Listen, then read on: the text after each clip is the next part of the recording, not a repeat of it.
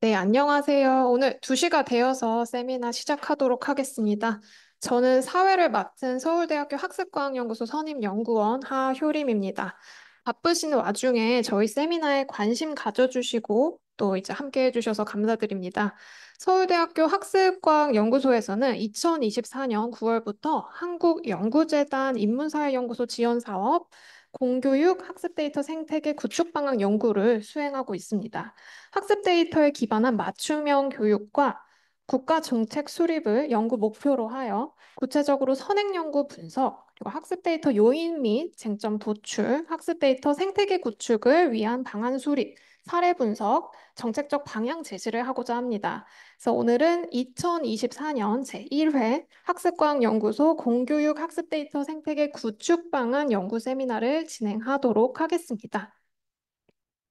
오늘 세미나의 강연 자료는 저희가 메일로 전달드린 첨부 자료 외에도 해당 페이지의 QR코드를 통해서 확인하실 수 있습니다. 그래서 여기로 들어오셔서 확인을 해주시면 되고요. 오늘 행사 식순을 소개 드리겠습니다. 오늘 행사는 환영사, 초청 강연, 질의응답 순으로 진행되겠습니다. 그럼 지금부터 첫 순서로 저희 서울대학교 학습과학연구소장님이신 조영환 교수님께서 환영 인사 말씀을 해주시겠습니다. 큰 박수로 맞이해 주시기 바랍니다.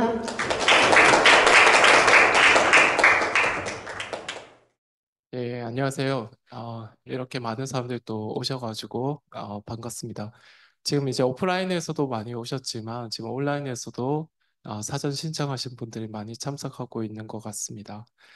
학습과학연구소가 작년에 이제 개소를 하고 올해 이제 인문사회연구소 지원 사업이 되어서 또 내년부터 AI 디지털 교과서가 이제 사용이 되는데 AI 디지털 교과서에서 수집되는 여러 가지 학습 데이터를 분석하고 또 활용하는 데 기반이 되는 연구들을 실시하게 됐습니다.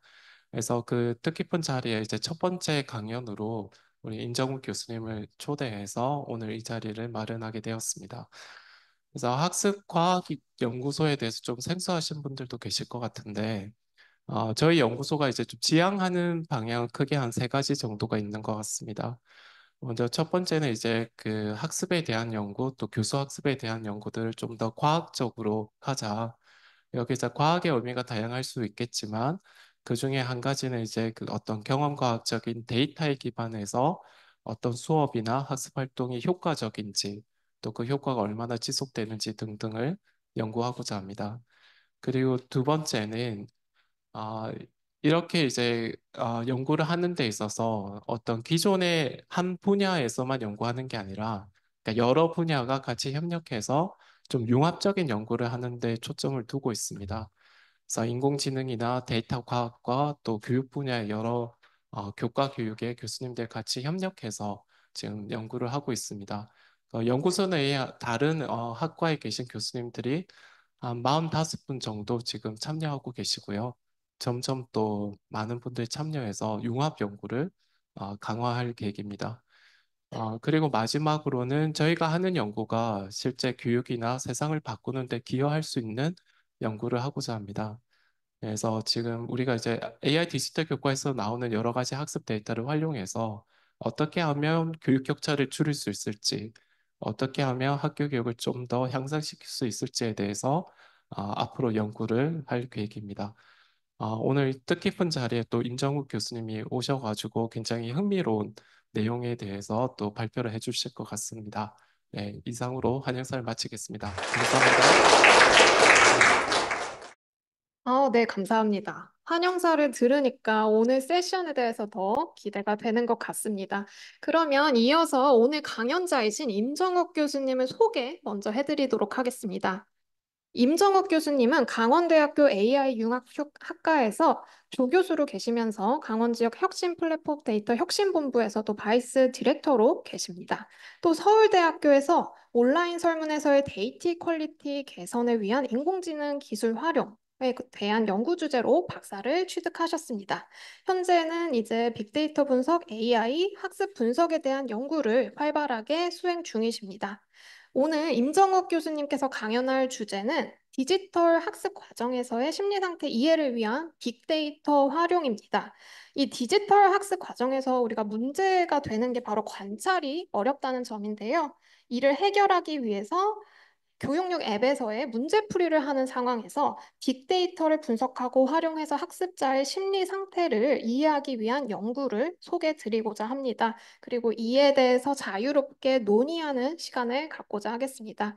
학습 데이터와 데이터 활용에 관심을 갖고 계신 연구자와 학생분들을 위한 유익한 시간이 될 것으로 예상이 됩니다.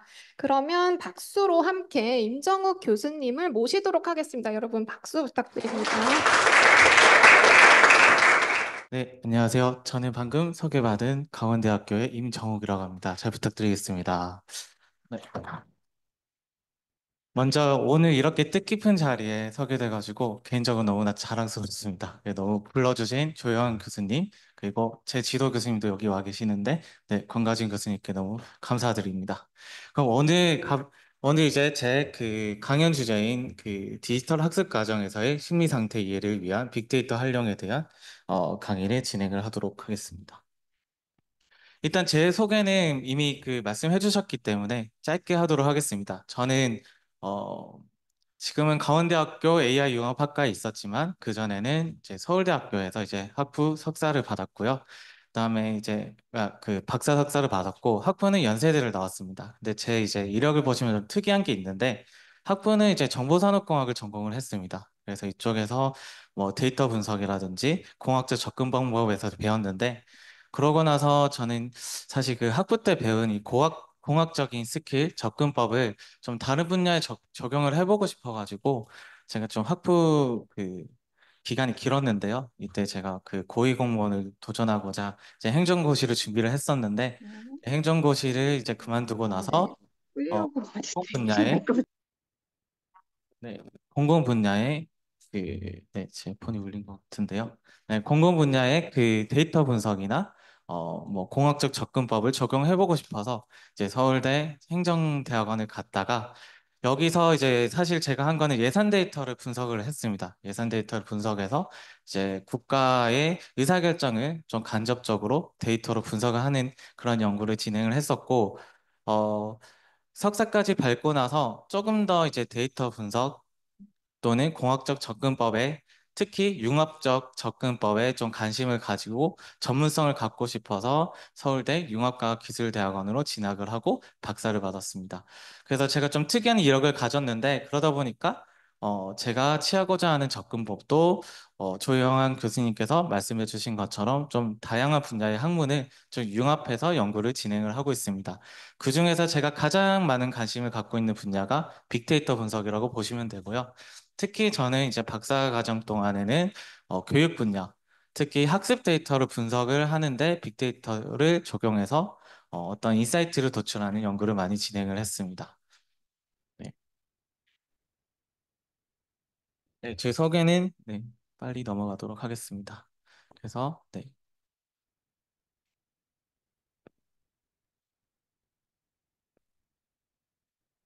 네, 오늘 주제는 그 데이터 분석과 교육의 융합 연구를 소개하기 위해서 연구 배경 및 아이디어 도출 과정을 보다 구체적으로 소개하고자 합니다. 제가 사실 논문 소개를 할까 좀 고민을 많이 했었는데 사실 이 자리의 취지를 생각해 봤을 때는 제 논문을 이제 여러분들한테 소개해 드리는 것도 중요하지만 그것보다는 어떻게 이제 교육 분야에서 데이터 분석과 융합을 해서 연구를 할 수 있었는지 그러한 부분을 좀 말씀을 드리면 여러분들이 재밌게 듣고 가실 수 있지 않을까 해서 일반적인 논문 발표랑 다르게 이런 아이디에이션 과정을 조금 더 설명을 드리도록 발표를 준비를 했습니다. 그래서 첫 번째 그러니까 논문 그 강의 내용으로는요. 연구 배경을 좀 자세히 설명드릴 예정입니다. 그래서 여러분들 여기 제가 명단을 봤는데 주로 교육학 베이스 사범대 분이신 분들이 많더라고요. 그래서 사실 저보다 조금 더 전문성 있으실 것 같은데 훨씬 더 잘하실 것 같은데 제가 조금 더 부연 설명을 연구 배경에서 좀 설명을 드리고자 합니다. 그리고 이어서 파트 2에서는 그래서 내가 이런 연구 배경에 어떻게 연구를 진행하게 되었는지 이러한 아이디어를 좀 핵심 아이디어를 좀 설명을 드리려고 하고 그다음에 마지막 파트에서 제가 그래서 실제로 어떻게 연구를 진행했고 그 결과는 어떻게 되었는지에 대해서 공유 드리려고 합니다. 그래서 먼저 연구 배경부터 말씀드리도록 하겠습니다. 디지털 국가사는 요새 엄청나게 많이 이슈가 되고 있죠. 저도 이제 여기 자문위원회도 참여해달라고 연락도 받고 그랬었는데, 뭐 저보다는 더 여기 듣고 계신 분들이 조금 더 많은 전문성을 갖고 계셔가지고, 길게 설명은 드리지 않고 넘어가도록 하겠습니다. 그래서 여기 보시는 것처럼 초중고등학교 특수학교를 포함해서 우리나라에서도 이런 그 디지털 기기 또는 디지털 국가사를 이용한 교육이 많이 확산되고 있습니다. 그리고 이러한 디지털 교육 환경이 확산됨에 따라서 관련 연구 분야도 엄청나게 활발하게 증가하고 있는 추세를 보이고 있습니다. 보시면은 제가 학부 시절 있던 2000 초반대만 해도 거의 전 세계적으로 퍼블리케이션, 에듀케이션에서 디지털 기기를 사용한 연구들이 출판이 되지 않고 있다가 이제 아마 코로나 시기 때 전후로 엄청나게 폭증하긴 했는데 그 이전부터 꾸준히 상승을 해서 오늘날에는 엄청나게 많은 퍼블리케이션이 지금 나오고 있고요. 그런데 한 가지 흥미로운 점은 제가 생각했을 때 국내에서 학습 분석을 한다 아니면 교육 쪽에서 AI, 빅데이터 분석을 한다라고 하면은 뛰어나신 분들이 많지만은 연구소 단위로는 여기 학습과학 연구소가 거의 유일하지 않나 싶어요. 그 정도로 이제 어떻게 보면 조금 연구가 국내에서는 활발히 되지 않고 있는 분야인데 그래서 제가 관련해서 좀 서치를 해보니까 미국이나 중국이나 영국, 영미권 국가들은 엄청나게 지금 연구를 많이 하고 있고, 또 서로 이게 이 그래프를 보시면은 서로 이제 호가 연결이 돼 있으면 서로 콜라보레이션을 한다라는 의미거든요. 이렇게 봤을 때 많은 국가들이 서로 콜라보레이션을 하면서 연구를 하는 걸 볼 수 있습니다. 근데 우리나라 같은 경우에는 연구를 하고는 있지만 사실상 콜라보레이션이 거의 나타나지 않고 있어요. 그래서 국내에서는 이쪽 연구 분야가 갈수록 중요해지는데 조금 더 많은 관심을 갖고 앞으로 좀 더 많이 활성화가 되면 좋겠다라는 생각을 들었습니다. 뿐만 아니라 제가 또 놀랐던 점이 하나가 있는데요. 여기 사우스 아프리카가 우리나라 바로 밑에 있잖아요. 봤는데 이제 뭐 아프리카 같은 국가들에서도 이러한 이제 그 교육 연구, 교육적 학습 분석 연구를 많이 하고 있는데 요것도 왜 그럴까 많은 이제 궁금증을 자아냈었습니다. 근데 요것도 배경이 있는데 요거를 좀 설명을 드리면은 아프리카 같은 국가, 특히 케냐 같은 국가 같은 데서는 어 최근에 예전에는 그 아프리카 국가가 이제 개발을 막 하다 보니까 교육에 크게 신경을 안 썼다고 해요. 그렇게 크게 그 신경을 안 쓰다가 한 80년대, 90년대 후반부터 이제 법으로 초중고 의무화를 어 규정했다고 합니다. 그래서 예전에는 이제 부족 국가 이런 이렇게 부족 이렇게 마을 중심으로 살다 보니까 학교 시설도 인프라도 많지가 않고 그러다 보니까 집에서도 학교를 잘 안 보내고 그러다 보니까 학생 수가 그렇게 많지 않은 상황이었다고 하다가 아니었다가 이제 법이 제정된 이후로 학생 수가 폭증하기 시작했다고 합니다. 네, 여러분들 잘 아시겠지만 학생 수는 폭증하지만 교사 수나 거기에 대한 인프라가 같이 성장하면 좋지만 그렇지 않은 경우도 되게 많죠. 그래서 이게 법이 제정된 이후로 학생 수는 엄청나게 늘어났는데 현재 그 학교에서 근무하시는 선생님의 수가 엄청나게 턱없이 부족한 상황이라고 합니다. 그래서 제가 듣기로는 선생님 한 분당 학생이 200명이 배정되어 있다. 초등학교 기준으로요. 이런 상황이라고 합니다. 그래서 이렇게 교육 인프라가 부족한 국가, 특히 아프리카 국가에서는 아무래도 선생님들이 학생들을 제대로 맞춤형으로 지도를 하지 못하다 보니까 이러한 디지털 디바이스를 적극적으로 활용을 하고 있는 상황이라고 합니다. 그래서 어떻게 보면 우리나라만큼 이러한 국가들에서 디지털 디바이스를 이용한 디지털 학습의 중요성이 커지고 있는 거죠. 그런데 이러한 디지털 디바이스의 문제점 중 하나는 바로 아무래도 디지털 디바이스를 이용해서 한다는 학습은 학생이 스스로 이제 디바이스를 가지고 공부를 한다라고 유도를 하는 시스템이 많습니다. 그래서 선생님이 이제 아무리 그 학생들을 열심히 본다고 하더라도 직접적으로 학생들의 학습 과정을 관찰을 할 수가 없고 그렇다 보니까 학생들이 이런 예를 들어서 태블릿을 이용해서 교실에서 학습을 한다고 하면 태블릿을 가지고 유튜브를 본다거나 게임을 하는지 아니면 지금 문제를 제대로 풀고 있는 건지 이런 것들을 관찰하기 어렵다라는 문제점이 있습니다. 그래서 이러한 그 디지털 디바이스 상에서 학습 환경에서 발생하는 문제점이 또 이쪽 학습 분석에서 옛날부터 좀 활발하게 연구되어 있는 분야 중 하나였습니다. 아무래도 이러한 그러니까 문제 현상이 발생하지 않아야지 디지털 학습 환경에서도 학습 성취를 이끌어낼 수가 있고 이제 변해가는 기술도 잘 적용할 수 있기 때문에 좀 많이 연구가 되었는데 저는 대표적인 그 디지털 학습 환경에서 관찰 부재로 인한 문제 현상을 좀 정리를 해보았습니다. 첫 번째는 게이밍 비헤이비어라는 게 있어요. 게이밍 비헤이비어라고 하면 이름만 들으면은 뭐 게임을 하는 건가? 이렇게 생각하실 수도 있잖아요. 근데 요거는 그게 아니고 어 이제 문제를 풀어 나가는데 문제를 내가 그 진짜 학습을 하면서 풀어 나가는 게 아니라 시스템의 특징을 이용해 가지고 문제를 풀어 나가는 현상을 말합니다. 예를 들어 가지고 뭐 계속 어떠한 버튼을 눌렀더니 뭐 버그로 인해서 레벨이 넘어간다거나 뭐 이런 것들이 바로 게이밍 비헤이비어라고 할 수가 있습니다. 또 다른 문제적 현상으로는 이제 개싱 비헤이비어라는 문제 현상이 있어요. 요거는 뭐냐면은 어 아무래도 여러분들 그 앱 같은 걸로도 여러분들 문제를 풀어보거나 하신 분들은 경험이 있으실 텐데 내가 목숨이 여러 개인 그러니까 여러 번 시도를 할 수 있는 이런 디지털 뭐 교육 앱에서는 내가 틀려도 페널티가 없으니까 답을 무작위로 집어넣어서 문제를 빨리빨리 풀어나가는 현상이 있어요. 그러니까 이게 아무래도 그 제가 오늘 할 강의 분석한 거는 교육 게임을 데이터 분석을 한 건데 교육 게임의 예에서는 이제 이게 게임의 레벨을 올라가면은 막 폭죽도 터지고 뭔가 게이미피케이션 효과를 주기 위해서 성취감을 느껴주는 장치가 많거든요. 근데 학생들이 그러한 경험만 하고 싶어가지고 문제를 학습에 이용하지 않고 그냥 아무접이나 막 이렇게 집어 넣어가지고 어 그러다가 이제 뭐 오지선다면은 최대 5번만 시도하면 그 문제를 맞추는 거잖아요. 이런 식으로 빨리 문제를 풀어 넘기는 문제적 현상도 발생을 하고 있습니다.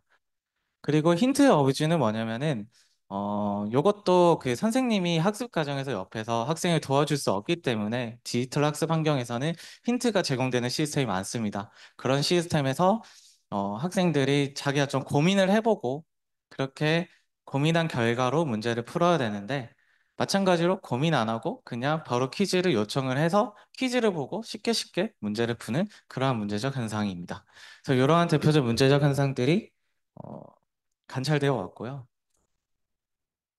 그래서 저는 이제 그 이러한 문제적 현상을 좀 극복하고자 데이터를 이용할 수 있지 않을까라는 생각을 했습니다. 왜냐하면 사람이 직접 관찰하지 못해도 데이터는 로그 기록으로 남고 그 다음에 요거를 뭐 최근에는 뭐 AI 모델 같은 거를 이용을 하면 충분히 개입을 하고 교육 효과를 끌어낼 수 있을 거라고 생각을 했기 때문입니다.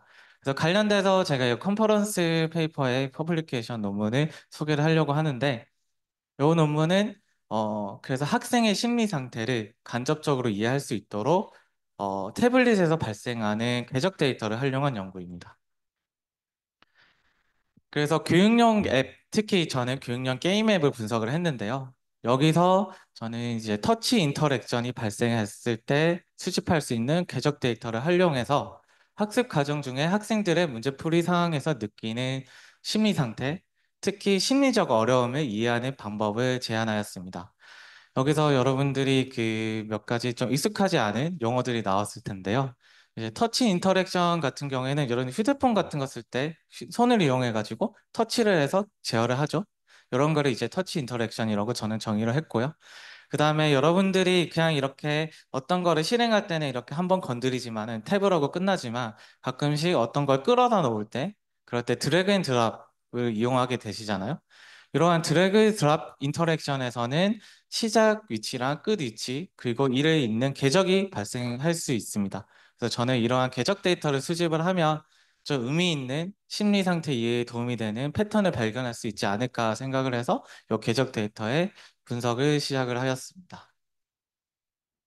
그리고 만약 이렇게 사람이 직접 관찰하는 게 아니라 데이터로서 사람의 심리 상태, 학생의 심리 상태를 이해할 수 있다면은 비용도 절감할 수 있을 뿐만 아니라 아무래도 그렇잖아요. 여러분들도 교수님들이 옆에서 문제 푸는데 옆에 보고 있으면은 신경 쓰이죠. 시험 때.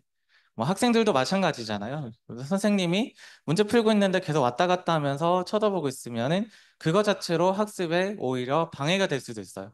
그런데 데이터로 학습 상태를 관찰할 수 있다면 학생들은 그러한 부담감이라든지 관찰로 인한 부작용에서 어느 정도 자유로울 수 있지 않을까. 그래서 이러한 이점이 많은 접근법이라고 생각을 해서 관심을 갖고 연구를 시작하였습니다.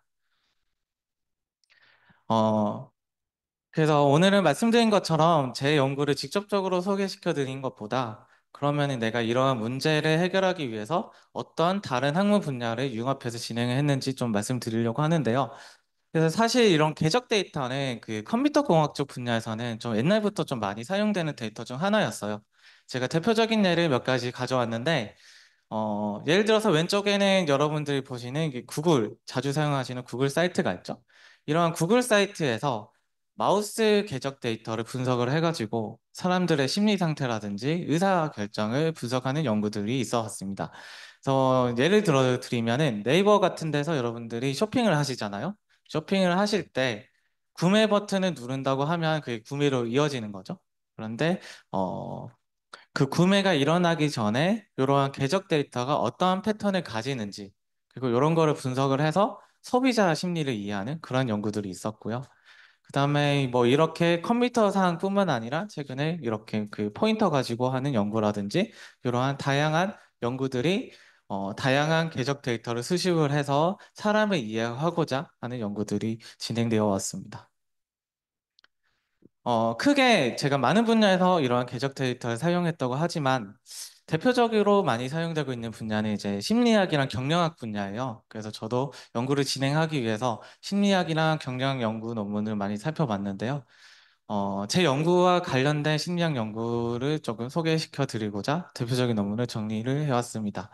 그래서 이 논문에서는 심리학에서는 인지적 노력이 요구되는 태스크에서 의사결정 심리를 이해하기 위해서 이러한 궤적 데이터를 이용했습니다. 그래서 인지적 노력이라고 하는 거는 어떤 거냐면 쉽게 말씀드리면 어, 뭐 뇌에서 정보를 처리를 할 때 필요로 하는 정신적 노력의 크기라고 이해를 해주시면 될 것 같아요. 네, 여기 영어로는 제대로 된 정의를 적어놨지만, 네, 그래서 사람이 의사결정을 할 때 있어서 그 의사결정이 하기 어려운 상태라고 하면은, 어, 뭐 다양한 요인이 있겠지만, 그 중에 하나가 코그니티브 로드, 인지적 어려움이 큰 상황에 처했을 때 의사결정이 어렵다고 할 수가 있겠죠.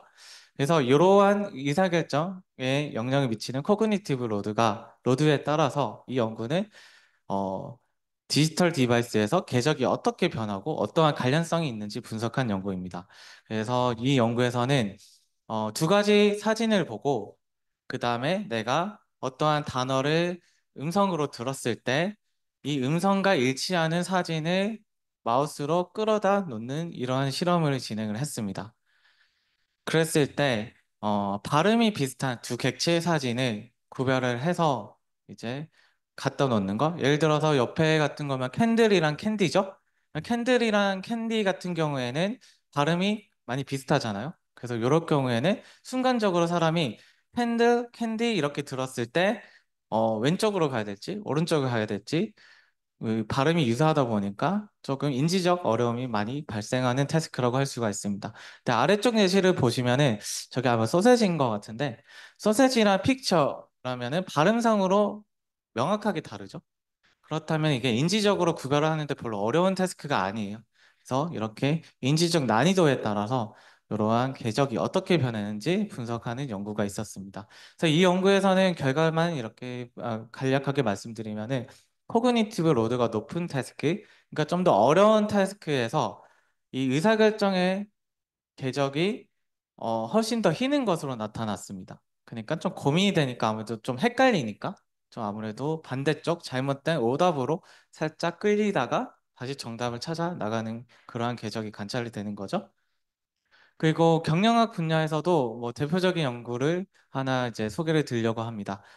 경영학에서는 이제 마찬가지로 심리에는 관심이 있는데 특히 소비자 심리 쪽에 특화돼서 많은 연구를 해왔어요. 그래서 소비자 심리라고 하는 거는 이익과 손해가 결정될 수 있는 그러한 소비적 선택 상황 또는 도박, 갬블링 같은 상황에서 심리 분석을 할 때 이러한 궤적 데이터를 어떻게 활용할 수 있는지 연구가 많이 진행되어 왔습니다. 그래서 이 대표적인 연구 같은 경우에는 이익과 손해 구조, 그다음 기대 수익에 따라서 심리 상태가 어떻게 바뀌는지 이해하기 위해서 궤적 데이터를 사용한 연구입니다. 네. 그래서 이익과 손해 구조라는 거는 뭐냐면은 여러분들이 쉽게 생각해 봤을 때 내가 어떠한 그 5대 5인 상황 결정을 문제를 풀어야 되는 상황에서 여러분들이 문제를 맞추면 돈을 받는 상황 그리고 문제를 틀리면 아무 돈을 못 받는 상황, 이런 상황이 있겠죠? 이런 게 이익 상황이라고 볼 수가 있고, 거꾸로 여러분들이 문제를 맞추면 아무런 변화가 없는데, 문제를 틀리면 돈을 물어줘야 되는 상황, 이러한 상황이 있을 겁니다. 그래서 이 연구에서는 이러한 이익과 손해에 따라서 내 의사결정에 따라서 이익이 발생하는지 손해가 발생하는지에 따라서도 이 궤적이 변할 수 있음을 보였고요. 그거 외에도 예를 들어서 여러분들이 생각해 보시면은 내가 이 문제를 풀면은 100원을 벌어 이런 상황이랑 내가 이 문제를 풀면 100억을 받아 이런 상황이랑 문제를 풀 때 문제를 대하는 태도가 달라지겠죠? 그래서 심리 상태가 이렇게 변하게 되는데 아무래도 이익과 손해의 양이 커질수록 여러분들은 조금 더 의사결정하는데 신경이 쓰이고 어려움을 느낄 겁니다. 그리고 이러한 심리 상태가 궤적에 반영이 될 수 있다라는 게 경영학 분야에서 연구가 되어 왔습니다. 그래서 제가 이러한 심리학과 경영학 분야의 연구를 살펴보고 그렇다면은 내가 이 기존 연구의 접근법을 교육적 컨텍스트에 적용할 수 있지 않을까 생각을 했어요. 그래서 고민을 했었는데 어, 디지털 디바이스, 특히 교육용 게임 앱에서 문제를 푸는 상황도 어떻게 생각하면 의사결정 상황이라고 저는 볼 수 있다고 생각을 했습니다.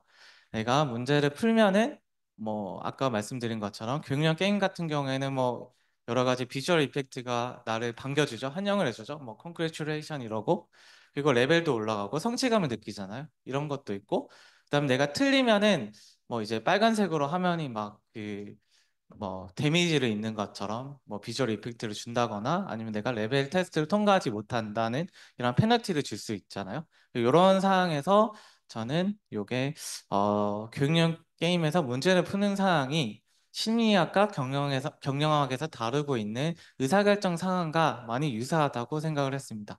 그래서 저는 기존 심리학 경영 연구에서처럼 궤적 데이터 분석을 통해서 의사결정에서의 심리를 이해할 수 있지 않을까라고 생각을 하고 이 연구를 시작을 했습니다.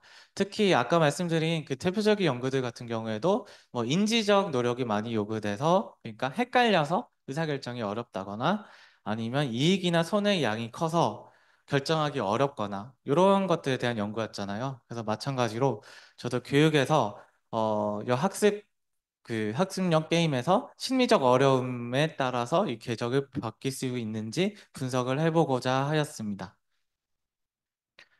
네. 그리고 여기 아래는 뭐 대표적인 예입니다. 그래서 교육력 게임 같은 경우에는 레벨이 낮으면은 아무래도 훨씬 쉬운 문제가 나오겠죠. 레벨이 어려우면 훨씬 더 어려운 문제가 나오는데 이러한 이제 난이도 차이에서도 궤적의 차이가 나타나지 않을까 이러한 가정을 가지고 연구를 시작하게 되었습니다.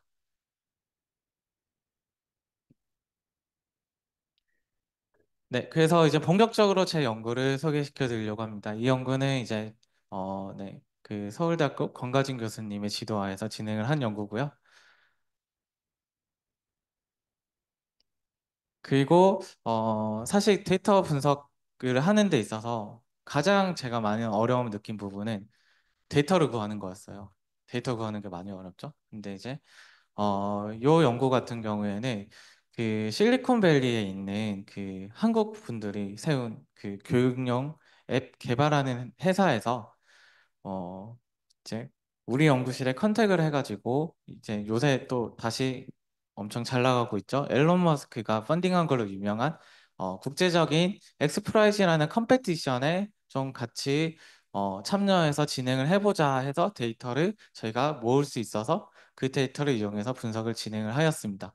그렇다 보니까 어, 이제 조금 더 따끈따끈하고 좋은 필드 데이터를 모을 수가 있었는데요. 제가 이 엑스프라이즈나 이거를 설명드린 이유가 이 엑스프라이즈 특히 에듀케이션 쪽의 취지는 뭐냐면은 제가 강의 초반에 말씀드렸던 그 아프리카 국가들 있잖아요. 교육 인프라가 부족한 그러한 국가들에게도 평등한 교육 기회를 제공하기 위해서 컴퓨팅 기술이 특히 앱 소프트웨어 이러한 기술이 도움을 줄 수 있도록 경연하는 컴페티션이었어요. 그러다 보니 요 컴페티션의 대상이 아프리카 국가들이었습니다. 그래서 요 데이터 같은 경우에는 탄자니아 마을 대상으로 실제로 여기 키키스쿨이라고 저희와 같이 그 참여한 회사는 에누마라는 회사인데 그 회사가 만든 이 교육용 앱을 배포를 하고 그 학생들이 사용하는 로그 데이터를 수집을 해서 저희가 분석을 진행한 연구입니다. 그래서 약 저희가 사용한 연구 같은 경우에는 한 반년 정도, 반년보다 조금 더 긴 기간인데 반년 정도의 기간 동안 29개의 탄자니아 마을에 7살에서 10살 사이의 학생들 187명의 요 키키스쿨이라는 앱 사용 로그를 수집해서 진행을 했습니다. 이 데이터가 되게 소중한 게 탄자니아 마을 같은 경우에 인터넷이 안 됐다고 합니다. 그래가지고 실제 저 데이터를 모으기 위해서는 에누마 분들이 오토바이를 타고 아프리카를 가로지르며 네, 거기 부족에 방문해서 USB로 데이터를 다 수집했다고 하거든요.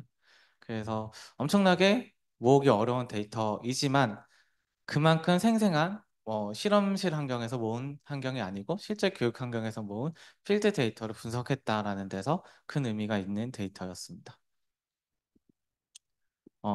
그래서 전체 데이터 중에서 저희가 수집한 로그 데이터 중에서 저는 우선 의사결정 사항이랑 관련된 데이터를 추출하고자 했습니다. 그래서 아까 설명드린 것처럼 저는 문제풀이 환경이 의사결정 사항이다라고 생각을 했고요. 그리고 그 중에서도 뭐 예를 들어서 이 게임 같은 경우에 설명을 드리면은 2 더하기 8을 풀기 위해서 여기 카드 1과 0을 저 물음표에다 넣으면 풀 수 있는 그런 문제예요. 덧셈 문제인데요. 근데 이게 그냥 2 더하기 8을 10으로 치는 거랑 그냥 이렇게만 푼다면 다를 게 없잖아요. 그래서 사실 이 게임 같은 경우에는 이렇게 망고 상자가 있어요. 그 망고 상자 같은 거를 이렇게 드래그해서 여기다 갖다 놓고 하면은 이렇게 10칸이 채워지죠. 이런 식으로 조금 여러 가지 인터랙션 할 수 있는 디자인이 반영된 게임이어가지고 실제로는 단순하게 이렇게 정답을 입력하는 게 아니라 이 게임 내에서 엄청나게 많은 종류의 궤적이나 터치 인터랙션이 발생하는 상황이었습니다. 그래서 제가 이런 것들을 다 분석을 하는 것보다는 저는 이러한 다양한 터치 인터랙션 중에서도 가장 심리 상태가 많이 반영이 돼 있는 거는 정답을 입력할 때 그 순간에 발생하는 터치 인터랙션에서의 궤적이라고 생각을 하고 이러한 데이터만 추출하고 따로 분석을 진행을 했습니다. 그래서 이러한 데이터를 정답의 입력을 시도했다라는 의미에서 트라이얼 트래젝토리라고 정의를 하고 우리의 전체 데이터 중에서 이 트라이얼 트래젝토리만 추출을 해서 진행을 했습니다. 그리고 말씀드렸다시피 궤적 데이터 같은 경우에는 그 드래그 앤 드랍을 할 때 발생을 하잖아요. 그래서 드래그 앤 드랍 기반의 게임 세 가지를 분석을 해서 최종적으로 97,000개 정도의 로그 데이터를 분석을 하였습니다.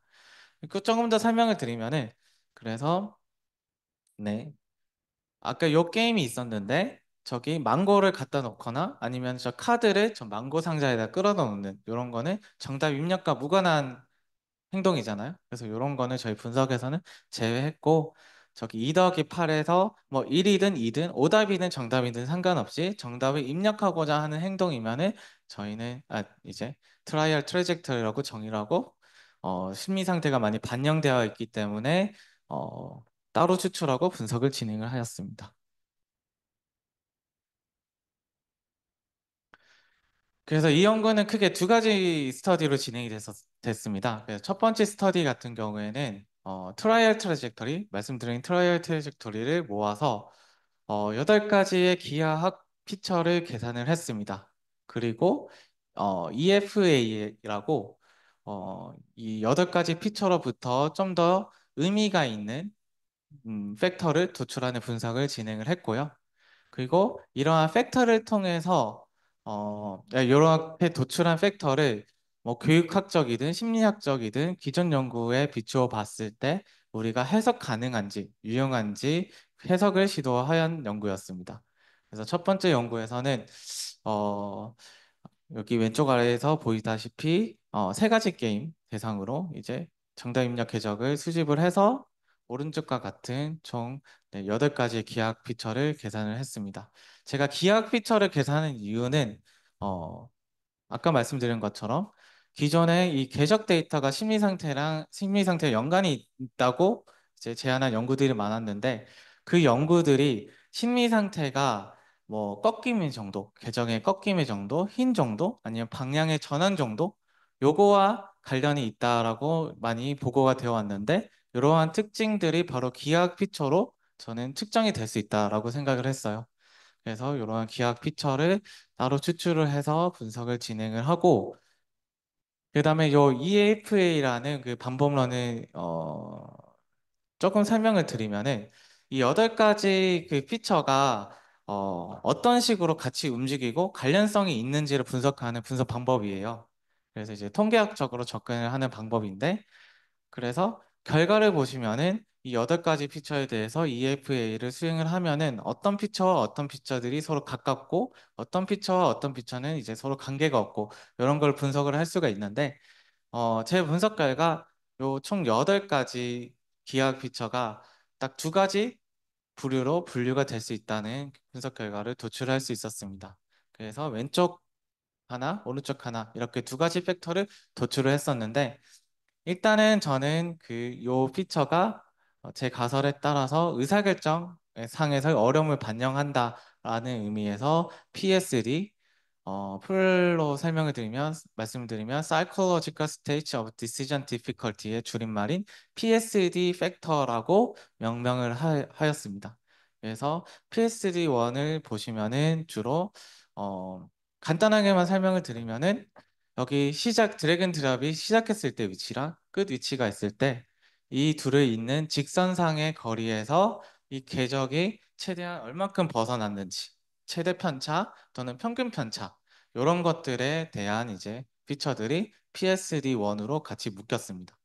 이거 오른쪽 같은 경우에는 마찬가지로 여기가 시작 지점이고 여기가 종료 지점이라고 하면은 뭐 이제 그 궤적의 방향 변화를 측정한 피처라고 보시면 되는데 여기 X 플립 같은 경우에는 여기 진행 방향과 X축에 한해서 이 궤적이 방향 변환이 있었는지 이런 식으로 분석한 어, 네, 이런 식으로 계산한 피처들이었는데 비슷한 변곡점을 포함해서 대부분 방향 전환과 관련된 피처들이 PSD2로 묶인 것을 확인할 수가 있었어요.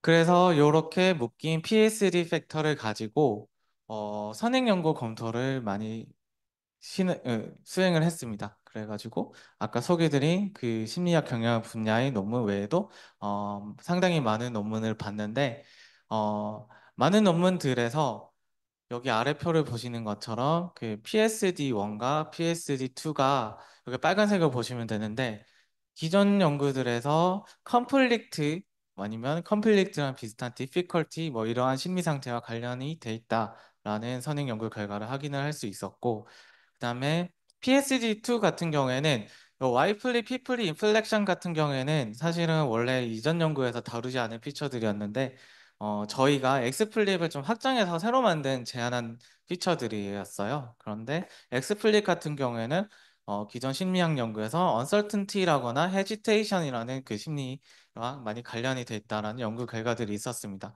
그래서 기존 연구들로 미루어 봤을 때 저희는 PSD1이 conflict라는 심리 상태와 관련이 높은 팩터고 PSD2 같은 경우에는 uncertainty랑 관련이 높은 팩터다라고 해석을 시도를 하였습니다. 구체적인 수치는 뭐 넘어가도록 하겠습니다.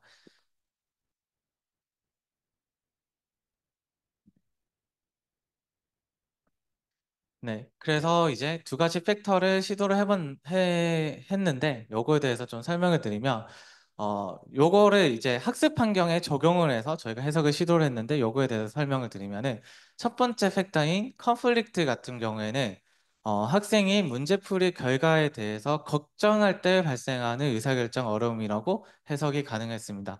요거는 아까 이미 제가 예를 들었는데, 어, 그, 예를 들어서 내가 내기에서 문제를 풀었을 때 이기면은 문제를 풀면은 100원을 버는 것과 100억을 버는 것 중에서 100억을 버는 게 아무래도 의사결정을 하기가 어렵겠죠? 문제를 풀기가 어렵겠죠? 이런 것과 관련된 심리라고 보시면 돼요. 근데 이제 이 연구에서 좀 재밌었던 거는 뭐냐면은 네, 아까 말씀드린 것처럼 여러분들도 한번 생각해 보시면 좋을 것 같은데 여러분들이 내가 벌면은 그러니까 내가 이기면은 돈을 따는 상황이랑 이기면 내가 돈을 잃는 상황 중에서 언제 더 궤적이 더 크게 더 갈등을 많이 하실 것 같으신지 한번 생각해 보시면 좋을 것 같은데 실험 결과, 이게 사람마다 다를 수는 있지만, 통계는 뭐 트렌드잖아요. 그래서 실험 결과, 사람들은 내가 문제를 풀어서 맞췄을 때 돈을 버는 상황보다 내가 문제를 틀렸을 때 돈을 잃는 상황에서 더 갈등을 많이 느끼고 컨플릭트가 많이 발생한다고 합니다. 그래서 이런 심리와 관련돼 있는 게 PSD1이라고 보시면 될 것 같아요. 결국은 내가 이 문제를 풀었을 때 발생하는 뭐 시각 효과나 아니면은 매달 성취, 레벨업 아니면 레벨 다운 이런 거 같은 결과에 대해서 걱정할 때 발생하는 의사결정 어려움과 관련된 팩터라고 볼 수가 있고요. 그다음 PSD2 같은 경우에는 uncertainty라는 성인 연구의 심리랑 관련이 있는 것으로 해석이 되었는데요. 요거는 뭐냐면은 어 예를 들어서 문제가 그 어려운 것과 별개로 객관식 문제에서 보기가 서로 유사한 게 많으면은 내가 이 문제를 알고 있어도 헷갈릴 수가 있잖아요. 그런 거 예를 들어서 뭐 수학 문제를 푼다고 했는데 1번 답은 1.34, 2번 답은 1.35, 3번 답은 1.36 이러면은 내가 계산 실수하면은 이게 틀리는 거죠.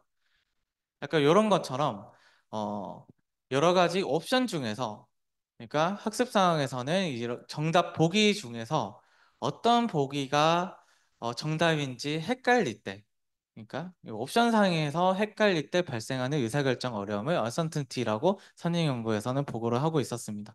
뭐 당연히 문제가 어려울 때도 이런 게 발생할 수는 있겠죠. 근데 문제가 어렵지 않아도 옵션들 간의 유사도 때문에도 발생할 수 있는 심리적 어려움이 uncertainty라고 할 수가 있고 요게 PSD2랑 관련이 있다고 해석이 되었습니다. 그래서 스터디 1에서는 저희가 이제 선행 연구 검토 또는 이제 데이터 분석을 통해서 이러한 이제 학습 상황, 문제 풀이 상황에서의 궤적 데이터가 두 가지 팩터로 해석이 될 수 있다, 뽑을 수 있다라는 것을 밝혔습니다. 그렇다면 스터디 2에서는 우리가 해석한 것이 정말 맞는지, 타당한지, 그리고 학생을 이해하는 데 사용할 수 있는지를 검증하기 위해서 추가 분석을 시행했는데요. 그래서 스터디 2에서는 그 두 가지 PSD를 이용해서 학습 과정과 관련된 배싱 비헤이버, 아까 제가 그 디지털 환경에서 발생하는 대표적인 문제 현상 중 하나라고 설명을 드렸잖아요. 그 찍기 행동, 그러한 게싱 비헤이비어 와 그다음에 학생의 성적, 러닝 어치브먼트랑 이 팩터가 어떠한 관련성이 있는지 분석을 시행했습니다. 구체적으로는 이제 상관 분석, 그다음에 기계학습 분석을 시행을 했는데요. 먼저 이제 상관 분석 결과부터 말씀을 드리면은 두 가지 PSD, 컴플리트랑 언설튼티죠. 두 가지 PSD, 그 컴플리트랑 언설튼티 모두 게싱 비헤이비어, 찍기 행동과 부정적인 상관관계를 보이는 것으로 나타났습니다. 네. 그리고 러닝 어치브 네. 요게 그 워딩이 잘못 적혀져 있는데 여기 표를 보시면은 부정적인 게 아니고 긍정적인 상관관계죠. 이게 네, 여러분 죄송합니다. 여기 보시면 게싱 비헤비어가 첫 번째 행위라고 보시면 되는데 우상향을 하고 있잖아요. 그래서 이제 뭐 이렇게 확인을 할 수가 있었고요. 그래서 요거를 조금 더 해석을 해보자 하면은 학생들이 어려움을 많이 느낀 상황에서 문제를 제대로 안 풀고 찍었다는 겁니다. 사실 그 이전 연구에서도 학습 분석 관련 분야의 연구에서도 요 게싱 비헤비어가 발생하는 주된 원인 중 하나가 프러스트레이션, 좌절이라고 알려져 있거든요. 좌절감을 느낄 때 학생들은 문제를 안 풀고 그냥 찍어버리는데 그러한 패턴이 우리 데이터에서도 관찰이 된 것을 확인할 수가 있었습니다. 그다음에 두 번째로는 이제 러닝 어치브먼트를 봤었는데 러닝 어치브먼트와는 이제 부정적인 상관관계를 확인할 수가 있었습니다. 아래쪽 표를 보시면 되겠는데 이것도 어떻게 보면 해석이 자연스럽게 가능했었는데 아무래도 성적이 좋은 학생들은 문제가 쉬웠다는 거죠. 그 개념을 이해하고 있고 문제 풀이의 어려움을 별로 느끼지 못했기 때문에 이 어려움과 그 학습 성취 간에는 이제 부정적인 상관관계가 나타났다라고 해석을 할 수가 있었습니다. 그 다음에 마지막으로 저희가 기계학습 모델을 돌려서 그렇다면 이 PSD와 관련된 8가지 기하학 피처를 가지고 학생의 그 학습 개심 비हे비어 러닝 어치브먼트를 예측할 수 있는지를 분석을 시행을 했습니다. 예, 분석을 시행한 결과 예측이 가능하다라는 것을 발견을 했는데 뭐 통계적인 내용을 쫙 빼고 말씀드리면은 이러한 피처를 사용하지 않은 기본 모델에 비해서 이러한 피처를 사용하는 게 통계적으로 유의하게 예측 오차, 즉 학생들이 얼만큼 찍었는지, 학생들의 성적이 얼만큼 되는지를 조금 더 오차 없이 예측을 할 수 있다는 것을 확인을 하였습니다.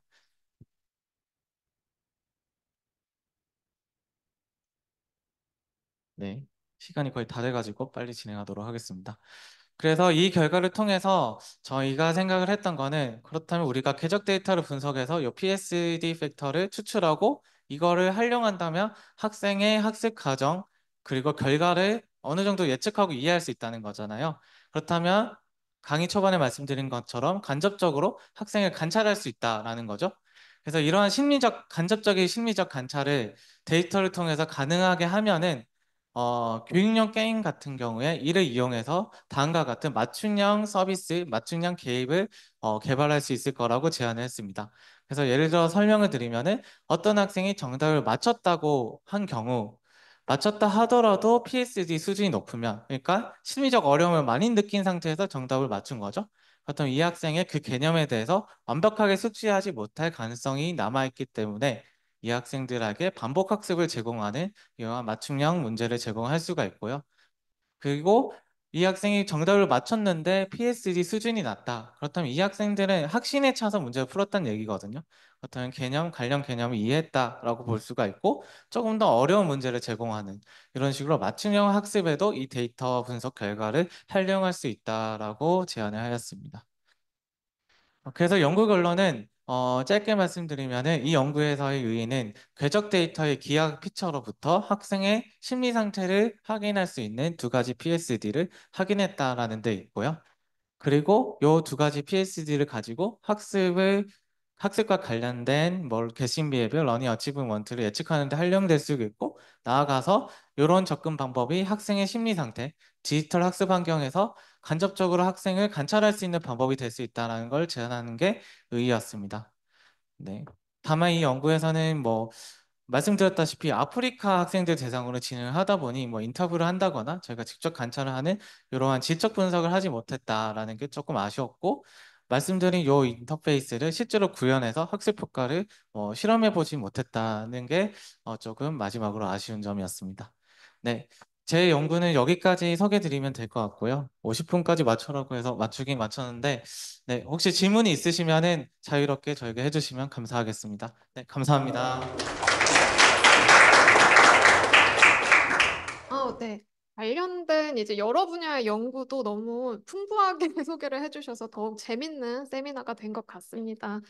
그러면 먼저 현장에 있는 분들께 이제 질문 참여를 받고 여기 채팅에도 질문 남겨주시면 저희가 질문 받도록 하겠습니다. 먼저 질문 있으신 분들 혹시 손을 들어주시면 네네.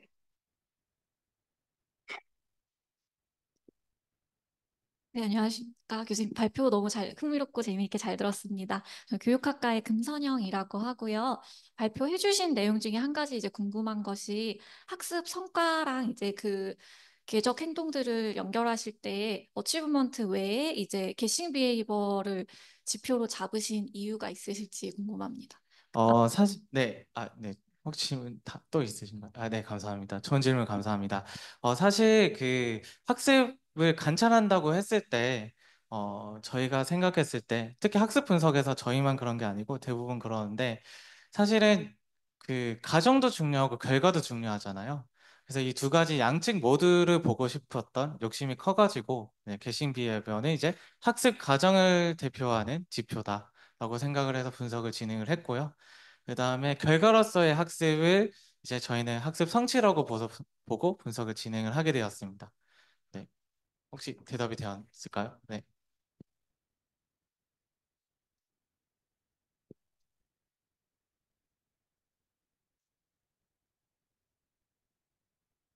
안녕하십니까. 저도 너무 잘 들었고, 저는 이제 교육학과에서 석사과정 이제 배우고 있는 손연호라고 합니다. 그 개싱 비헤이비어가 찍기 행동이라고 간단하게 설명을 해주셨었는데, 그 그래프를 보면 컴플리트가 높을 때 이 개싱 비헤이비어가 높아지는 것을 확인할 수 있었거든요. 근데 컴플리트 같은 경우에는 문제풀이 결과에 대해서 걱정할 때 발생하는 의사결정 어려움인데 게싱 비헤이비어는 좀 과정에 관련된 것 같아서 왜 그 두 개가 좀 상관관계가 저렇게 나타나는지 좀 궁금합니다. 너무 좋은 포인트 질문인 것 같습니다. 네, 그래서 사실 저희도 데이터를 받아봤을 때 조금 다른 양상을 띠면은 좀 더 풍부한 디스커션을 할 수 있을 거라고 생각을 했는데 그냥 결과를 봤을 때는 조금 뭐 컴플릭트랑 언설텐티랑 큰 차이가 없게 나타났죠. 네, 요거는 아무래도 그 게싱 비헤이비어에 대해서 어떠한 심리 상태에 영향을 미치는지에 대해서 제가 대표적으로 프러스트레이션이 있다라고 말씀드렸잖아요. 근데 사실 기존 연구에서는 제가 너무 간단하게 말씀드린 거고, 요 게싱 비헤이비어가 영향을 미치는 요인이 엄청나게 많은 심리적 그 요인이 있다고 합니다. 예를 들어 지루함도 영향을 미칠 수가 있고, 그다음에 뭐 네, 다양하게 미칠 수가 있는데 뭐 부담감 이런 것도 당연히 될 수가 있을 거고요. 그런 이제 다양한 심리 요인 중에서도 이제 컨플릭트처럼 결과와 관련된 요인들도 있었거든요. 리포트가 돼 있어가지고 아마 제 생각에는 이게 딱 요거는 이제 컨플릭트는 그 결과로 인해 걱정되는 거기 때문에 이제 결과와 관련된 학습과 관련이 있다 이렇게 보시는 것보다 내가 결과가 걱정이 되니까 학습 과정에 그게 반영이 됐다라고 해주시면 될 것 같아요. 혹시 네. 그러니까 좀 더 설명을 드리면은 네. 결과로 결과에 대해서 걱정을 해서 문제풀이 과정에서 그게 반영이 된 거죠. 네. 이렇게 한번 이해를 해주시면 좋을 것 같습니다. 예, 되게 재밌게 잘 들었습니다. 궁금한 게 하나 있는데요. 그 궤적 데이터를 이제 분류를 하시는 거잖아요. 네, 근데 그 맞습니다. 궤적 데이터가 아까 보여주셨던 그 문제 풀이 그 그림을 봤을 때 약간 그 문제가 구성된 어떤 특징이랄까요? 그러니까 저 예를 들면 지금 보여주시는 것 같은 거는 이렇게 그 문제에 맞게 저렇게 S자 궤적이 나타나는 거잖아요. 그러니까 네. 약간 그 문제의 속성에 따라서 궤적이 달라지기도 하지 않나요? 네, 맞습니다. 그건 네. 어떻게 고려가 되어 있는 건가요? 네, 당연히 통제를 해서 진행을 했고요. 네, 좀 말씀드리면 제가 시간 제한상 좀 빨리 설명드린다고 그 디테일을 말씀드리지 못했는데 이 선행 연구들 보시면은 공통점이 아마 그림만 보시면 좀 보이실 겁니다. 보시면 둘 다 아래에서 제한된 그 활동 범위 내에서 이렇게 궤적이 움직이죠. 아래에서 위로 드래그 앤 드랍으로 말씀하신 것처럼 이 기하 피처를 계산하는 것도 요 시작 위치랑 끝 위치가 어디서부터 어디까지 가능한지 어떻게 우리가 행동할 수 있는지 범위에 따라서 많이 영향을 받을 수가 있어요. 그래서 컨트롤이 필요한 상황이었고요. 기존 연구들에서는 그래서 좀 엄격한 실험실 환경에서 이 연구를 진행을 했습니다. 엄격하게. 근데 이게 데이터 분석을 하면은 일단은 여기 아프리카 국가에서 모은 것처럼 일단은 그런 실험실 환경에서 데이터를 모으는 건 불가능하다고 보시면 되고 그래서 이렇게 그게 좀 어느 정도 데이터 분석에서의 리미테이션이긴 한데 그거는 이제 대신 저희가 실험실 환경보다 훨씬 더 많은 데이터 포인트를 분석을 함으로써 좀 어느 정도 네, 좀 보완을 하는 식으로 방법론 진행을 했고 말씀해주신 그 통제 아까 그렇다고 해서 저희가 그냥 모든 필드 데이터를 분석을 한 건 아니고 말씀해주신 것처럼 이렇게 데이터 분석이 어느 정도 한계를 가지고 있더라도 실험실 환경처럼 최대한 통제를 하고자 했습니다. 게임 디자인을. 그래서 사실 이 게임이 희끼수끼라는 게 게임이 한 20가지 정도 됐을 거예요. 근데 대부분의 게임들이 드래그 드랍이 아니거나 아니면은 좀 통제가 불가능한 게임이 많았어요. 드래그 드랍 궤적 자체가. 그래서 저희가 좀 고르고 골라서 마치 실험실 환경과 유사하게 아래서부터 요 위에까지 이런 식으로 선행 연구와 비슷한 그러한 이제 드래그 드랍 인터랙션이 발생하는 연구만 이제 분석 대상을 함으로써 최대한 컨트롤을 하려고 했습니다. 네, 말씀해주신 것처럼 네, 완벽하게 컨트롤하기는 네, 어렵지만 네, 그게 뭐 데이터 분석의 트레이드 오프가 있는 것 같습니다. 그러니까 구체적인 문항은 좀 달라질 수 있겠네요. 그러면 저기 예를 들면 저 10 뭐 이렇게 나와 있는 문항이 아니고 뭐 6, 7 뭐 이렇게 나와 있는 것처럼 문항은 달라질 수 있고 형태는 그대로인 거고. 네네, 맞습니다.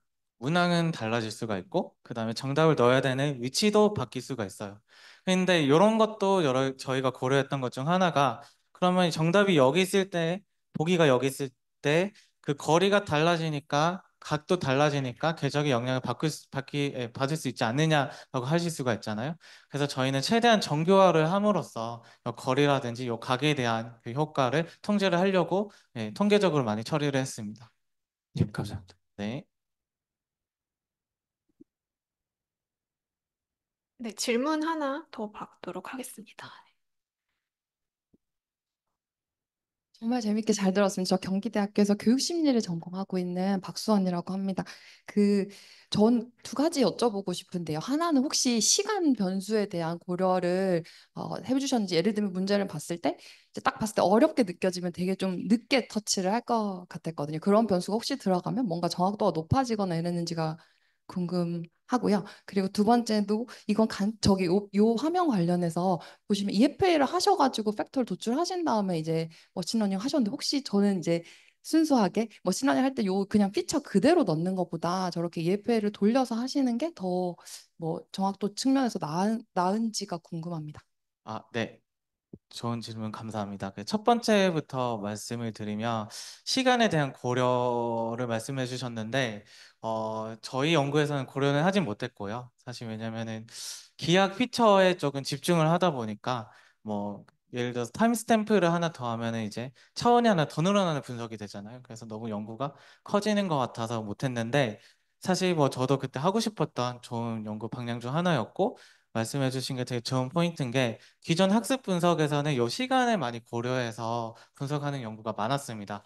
그래서 저희는 이 연구에서는 미처 진행하지 못했지만 만약 말씀해 주신 대로 보태면은 또 재밌는 뭐 연구적 발견이 있지 않았을까 싶고요. 두 번째 질문에 대해서 말씀드리면 사실 이것도 그러니까 이게 EFA를 돌리고 그걸로 머신러닝을 해서 효과가 더 있었는지 질문을 주셨는데 사실 요 EFA 같은 경우에는 요 피처를 해석하기 위해서 한 분석이 주된 목적이었고 그다음에 만약 EFA를 하게 되면 이 두 가지 팩터가 하나의 피처처럼 계산이 돼서 나오는 거거든요.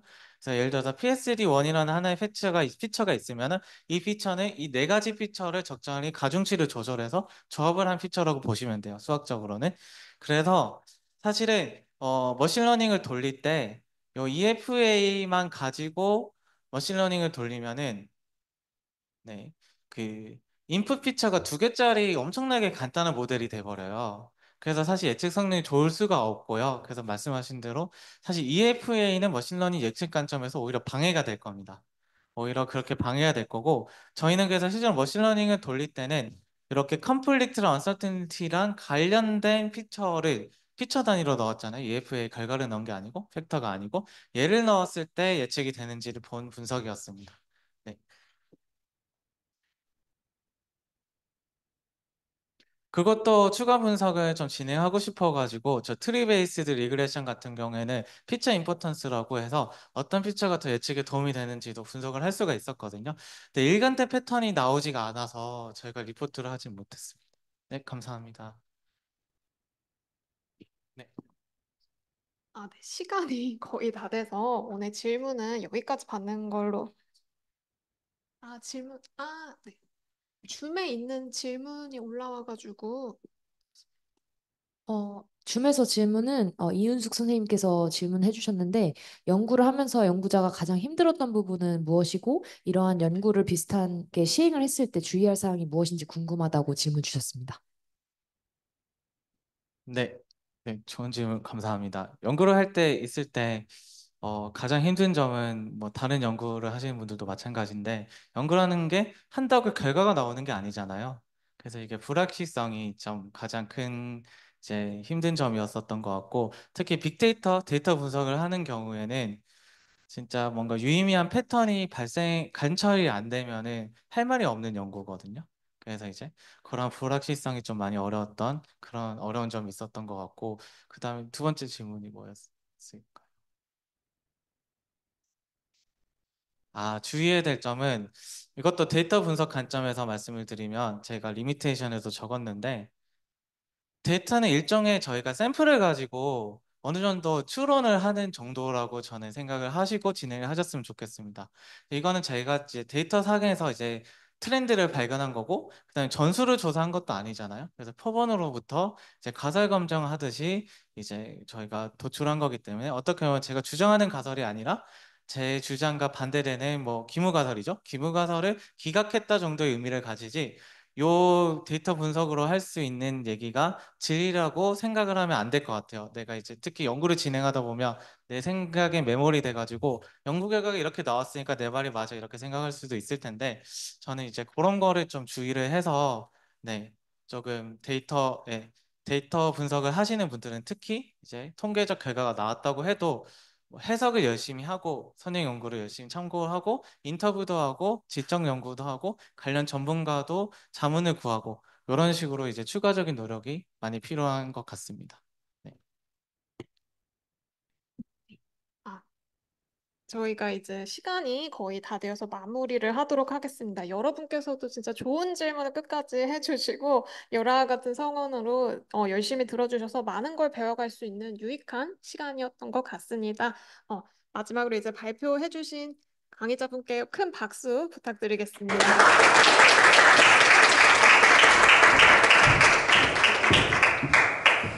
그리고 이제 저희 연구소 소개를 잠깐만 간단히 하게 드리면 12월 6일에 바로 이제 미래교육 혁신센터 세미나가 인공지능 윤리를 고려한 인공지능 통합 교육 프로그램 주제로 열릴 예정입니다. 여러분의 많은 관심 부탁드리겠습니다.